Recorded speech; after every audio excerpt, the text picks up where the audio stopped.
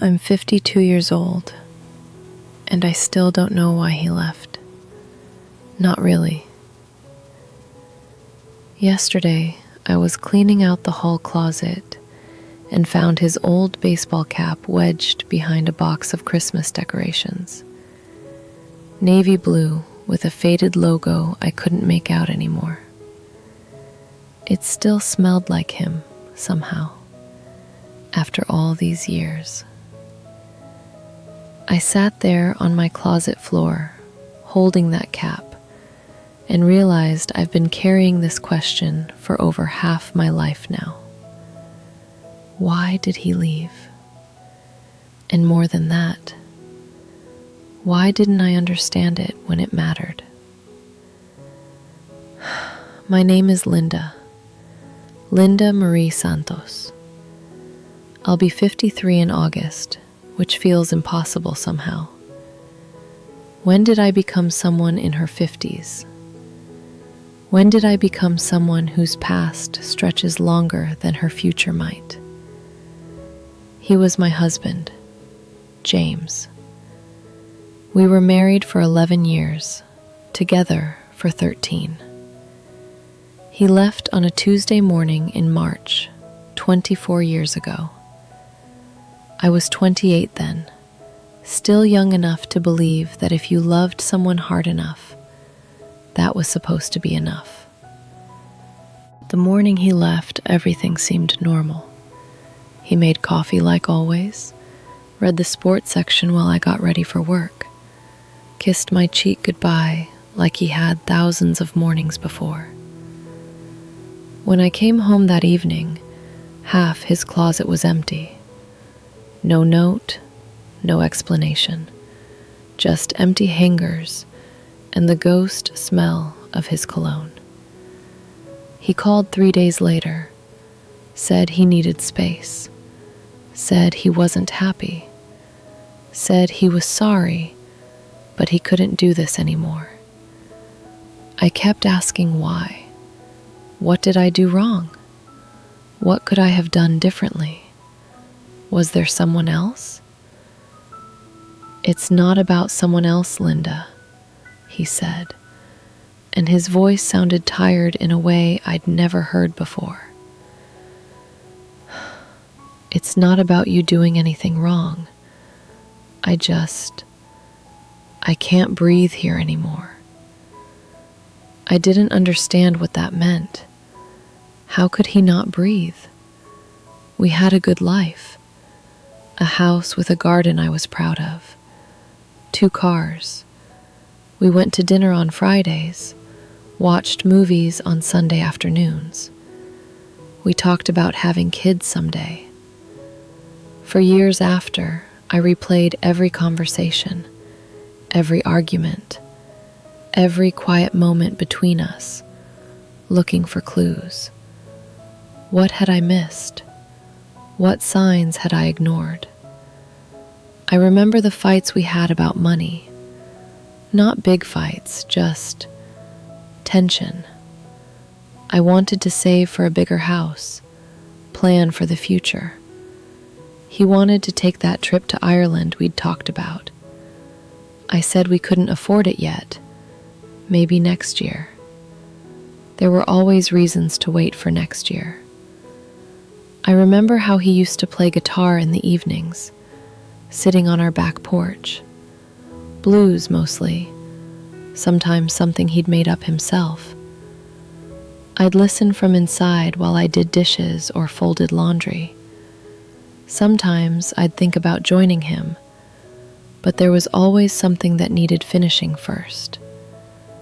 After a while, he stopped playing. I didn't even notice when, exactly.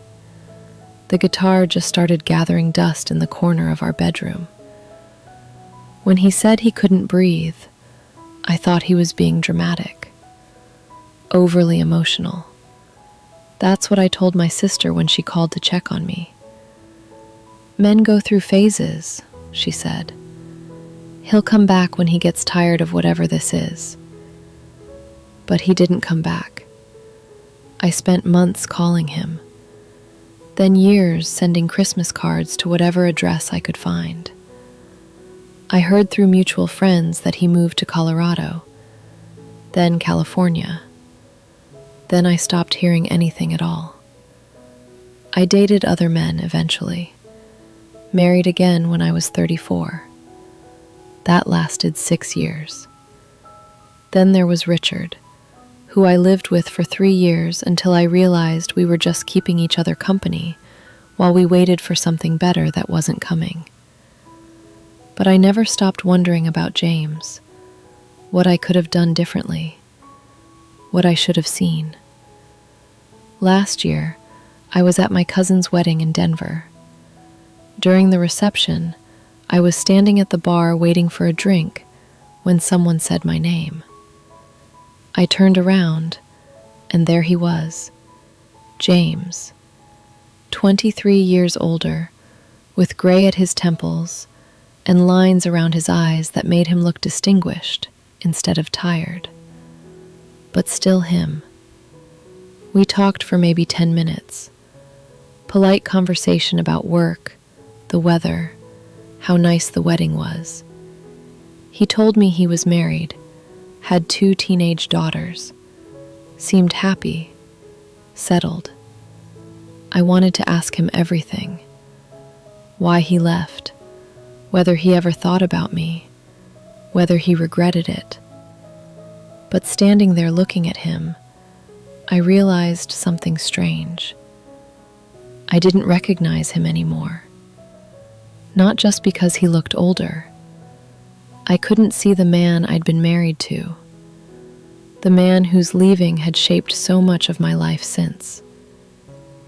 "Linda," he said as we were about to part ways, "I want you to know, leaving the way I did was wrong. You deserved better than that." And then, without me asking, he said something that I've been thinking about ever since. "I felt like I was disappearing," he said quietly, "like I was becoming smaller and smaller every day until there wouldn't be anything left of me." I didn't understand what he meant then either, but driving home from that wedding, something started shifting in my mind, like puzzle pieces rearranging themselves. I started remembering things differently. How James would suggest spontaneous weekend trips, and I'd remind him of all the weekend chores that needed doing. How he'd want to try new restaurants, and I'd say we should stick to our budget. How he'd put on music and want to dance in our living room, and I'd laugh but not get up from the couch. I remembered how I used to plan our days, our weekends, our vacations down to the hour. I called it being organized, responsible, but maybe it felt like being controlled.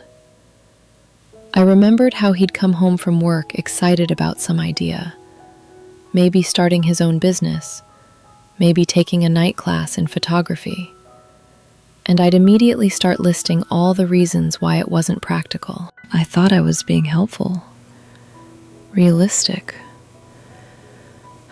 but maybe it felt like being shut down. I remembered how he'd try to talk to me about his dreams, his fears, the things that kept him awake at night. And I'd half listen while I mentally went through my to-do list for the next day. I thought I was being supportive by solving his problems, instead of just hearing them. But maybe it felt like being dismissed. The more I remembered, the clearer it became. I hadn't been married to James.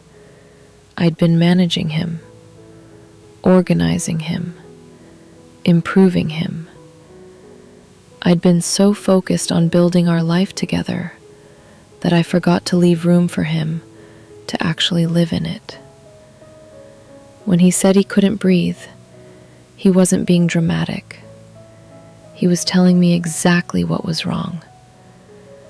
I had been suffocating him with my love, with my plans, with my version of what our life should look like.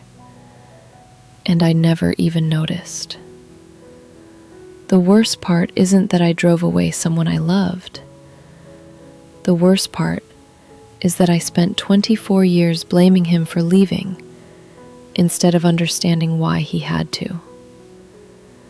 I kept asking what I did wrong, but I was asking the wrong question. I should have been asking what I never did right. I never let him breathe. I never let him be messy or uncertain or spontaneous or afraid. I never let him just exist without improving him. I loved him the way I thought love was supposed to look. Organized, planned, safe. But safe for who? A few months ago, I started seeing a therapist. Not because I'm broken, but because I realized at 52 that I've been living my life like James was the problem. But what if the problem was never that he left? What if the problem was that I never gave him a reason to stay, that didn't require him to disappear, piece by piece? I think about my second marriage, how it ended. Robert used to say I made him feel like nothing he did was quite right. Like I had a manual for how he should be, and he kept failing the test. I thought he was being oversensitive. Maybe he was trying to breathe too. I live alone now, and I'm learning things about myself that I never had to face when I was busy managing someone else's life. I'm learning that I'm afraid of uncertainty, that I use control to feel safe, that somewhere along the way, I decided that love meant making sure everything turned out okay, even if it meant the people I loved couldn't really be themselves. I'm learning that I never asked James what he wanted our life to look like. I just built the life I thought we should have and expected him to be grateful. I'm learning that 24 years is a long time to carry the wrong story about yourself. Sometimes I wonder what would have happened if I'd understood this when I was 28 instead of 52. If I'd been able to hear what he was really saying when he said he couldn't breathe. Maybe we would have found a way to build a life with more air in it, more space for uncertainty and dreams and spontaneous Tuesday night dancing. Maybe he would have stayed, or maybe we still would have grown apart, but in a way that left us both more whole instead of more broken. I'll never know now, but I know this. Love isn't about creating the perfect life for someone. It's about creating space for them to live their own life alongside yours. And I know this too. Sometimes the person who leaves isn't the one who gave up on the relationship. Sometimes they're the one who finally chose themselves.